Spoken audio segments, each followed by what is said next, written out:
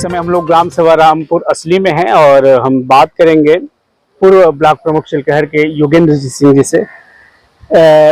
आप तो बहुत सालों से स्वतंत्रता दिवस मना रहे हैं, लेकिन पहले का स्वतंत्रता दिवस और आज में आपका क्या अंतर महसूस कर रहे हैं? कैसे आज आपने कैसे स्वतंत्रता दिवस मनाया? आपने अंतर ये हम महसूस कर रहे हैं कि पहले लोगों की देशभक्ति थी और अब लोगों की अपनी भक्ति हो गई है। पहले लोग सेवा भाव के आते थे, आज जो है स्वार्थ हो गया है और देश की भावना नहीं रह गई। अच्छा, एक चीज और, आज लोग अधिकार की लड़ाई लड़ रहे हैं, लेकिन संविधान में अधिकार के साथ हमारी जिम्मेदारी है। अब हम लोग कितनी जिम्मेदारी अपना निर्वाह करते हैं, कितना हम लोग देश के प्रति भक्ति करते हैं। रात को जरा चिंतन करें उस पर, तो शायद शून्य होगा। अब देश के बारे में कुछ नहीं सोचते हैं। अच्छा, स्वार्थ के अलावा एक बात और जानना चाहेंगे प्रमुख जी की जब से आपके वो पुत्र भी हैं, लेकिन जब से उन्होंने गांव में अपना रखा है, रामपुर का देखा जाए तो शक्ल और सूरत सारी चीज बदल गई है, तो इसको लेके आप क्या कहेंगे? मैंने कहना ये है कि जैसे मोदी जी जब 14 बार प्रधानमंत्री हुए तो एक उनका ये था अपने सांसदों को कि हमारे सांसद हर एक गांव गोद लें अपने क्षेत्र में और उसका विकास जो है अपने स्तर से करें। तो ये दुर्भाग्य है कि सांसद लोग इसके लिए भी वो अपना बजट अलग से ये करने लगे।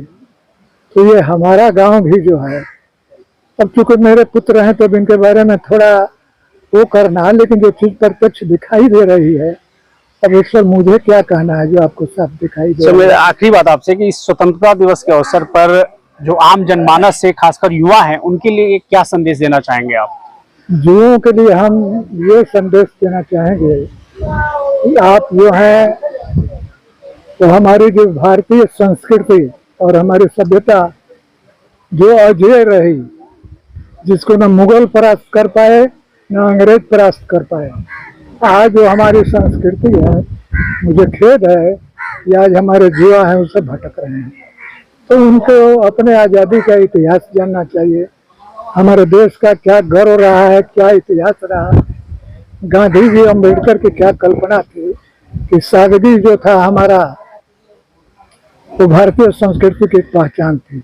आज का हमारा युवा संस्कृति की बात कीजिए तो वो कहता है कि वो जमाना अब चला गया। हमारा तो यही युवाओं से कहना है कि आप जीवन में कितना हो ऊंचाई पर चले जाओ, लेकिन जमीन से जुड़े रहो। कितना हो तुम्हारा कदम ऊंचा हो जाए और साधारण हो जाए, लेकिन अपने को साधारण सोच समझो। तो आपने देखा, इन्होंने बताया अपना अनुभव, इन्होंने हमारे से आज शेयर किया इस स्वतंत्रता दिवस के अवसर पर कि जो युवा हैं काफी भटक गई है। जो पहले के युवा थे उनके अंदर देशभक्ति था, उनके अंदर जज्बा था, वो जज्बा आज खत्म हो चुका है। देशभक्ति, इन्होंने एक सही बात कहा है, वो देखने को भी मिल रहा है। देशभक्ति नहीं हो गई है, सिर्फ अपनी भक्ति तक सीमित होकर लोग रह गए हैं। और बहुत सारी बातें इन्होंने कहा कि जो सांसद जो लोग भी हैं, जिनको कहा गया था, मोदी जी ने आह्वान भी किया था कि जितने भी सांसद है सब एक गांव गोद ले, लेकिन वो नहीं हुआ। लेकिन इन्होंने बात की, एक सांसद नहीं कर पाता जो आज इस गांव में हम लोग को देखने को मिलता है। और कुछ बातें हैं जो हम जानेंगे। बात यह है कि हम लोग जब ब्लॉक प्रमुख थे, या हम लोगों के समय जो राजनीति थी, तो हम लोग सेवा भाव से क्षेत्र के विकास के लिए जिले पर जाते थे। आज जो हम देखते हैं कि आम जनता विकास के नाम पर कोई बात नहीं करती है। हमको क्या मिला, हम बीजेपी के कार्यकर्ता हैं। अब बीजेपी की ये पहचान है कि हम लोग जो थे तो संगठन को अपनी माँ मानते थे, अपने को बेटा मानते थे, संगठन को माँ मानते थे।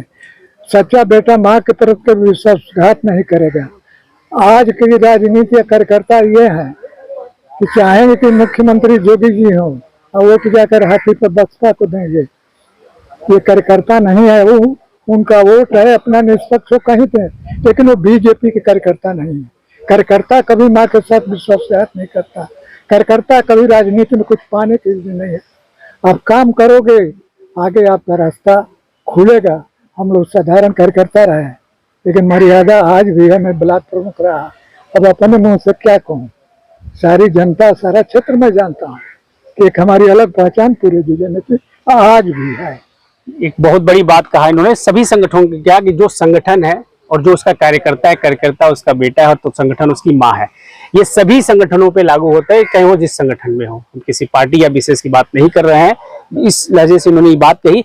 आगे भी इन्होंने जो बात कहा कि जो मैं बता रहा था कि सांसद लोगों को गोद में लेने की बात की थी, लेकिन उसी तरीके का विकास, कोई सांसद इस गांव को गोद नहीं लिया है, लेकिन अगर हम विकास की बात करें इस गांव की, तो ऐसा विकास हुआ है चौमुखी तरफ, चारों तरफ रास्ते की बात करें, चाहे नाले की बात करें या सुंदरता की बात करें या पर्यावरण बचाव में देखें, तो यहाँ पे इतने पेड़ लगे हैं, शायद जिले में किसी गांव में इतना पेड़ नहीं लगा है। की लड़ाई है।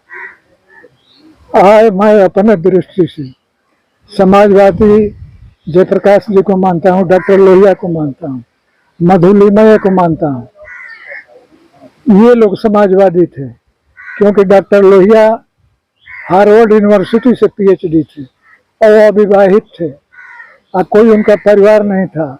वो रिक्शे पर भी कभी नहीं चलते थे। वो कहते थे कि जो रिक्शा पर इंसान चलता है तो महापाप है।